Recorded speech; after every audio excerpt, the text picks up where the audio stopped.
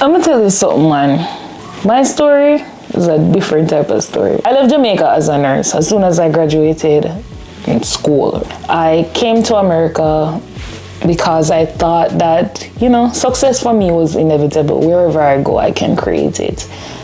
It did happen, but not in the way that I expected it to. When I came to America, I had to basically do my NCLEX, which I did successfully do my NCLEX and pass my NCLEX back in 2018. Before I could even get to do my NCLEX, I was doing my hair because I couldn't find anyone to do my hair the way that I desired my hair to be done. I'm a perfectionist, guys. Can you tell? Oh my God. I ended up stepping into entrepreneurship before I even knew that I was an entrepreneur. But the funny thing is, I did nursing so that I could become an entrepreneur because of how I grew up. I grew up watching my mother be her own boss, and that do something to me, It just made me feel like, I don't want to work for nobody. I have more a job.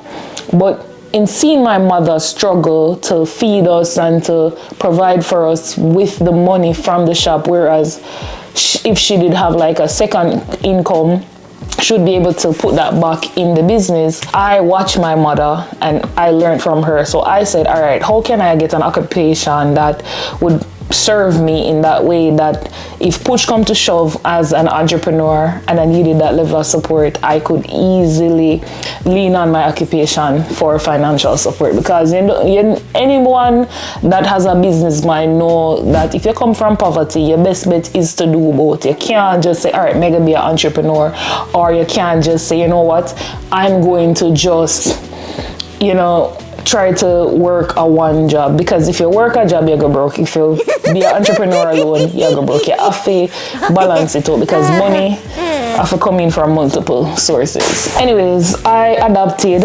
I built this 6-figure hairstyle business from scratch. I started making $80 per person until I was to where I was able to charge $500 per client as a hairstylist, because I got that skillful over the years that I did it while being in this country.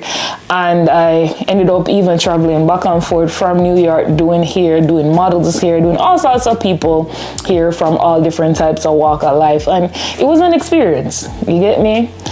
It was fun. I won't lie. It was very, very fun.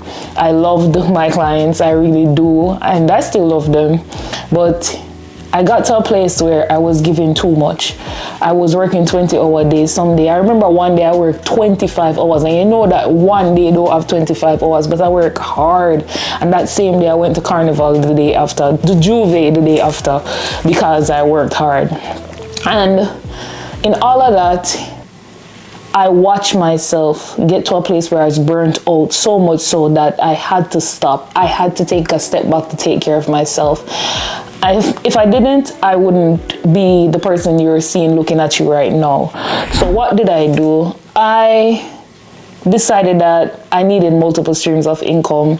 I decided that I needed to heal my trauma. I decided that I needed to not feel the way I felt anymore, because I was making all this money, but I was still depressed. And I didn't want to feel depressed. I was crying myself to sleep, and I didn't want to cry myself to sleep. And no matter what, I felt like something was missing. And I started talking to God, and I asked God, what is missing from my life? Bring it to me. Remove the people, places, and things that aren't serving me, and let me get it. This led me to a path that I had no idea God had in store for me. I wanted, out of the blue, to become a coach. I wanted to help people. After COVID, I just wanted to help people. I don't know. I just know that I just wanted to help people in whatever way, shape, or form I could. This led me to healing, facing my own trauma, writing my book, and becoming certified as a coach and rebuilding my life from scratch after demolishing my old life because it wasn't serving me. 12 years later, still no green card, but still that fearless woman that showed up in this beautiful country. I'm saying all of this to say that I came to the US in search of success. I did attain it, but I lost myself on the way, and I reclaimed and reconnected with the versions of myself that I lost and it's definitely leading me back home to Jamaica. So journey with me as I go back home to my beautiful island.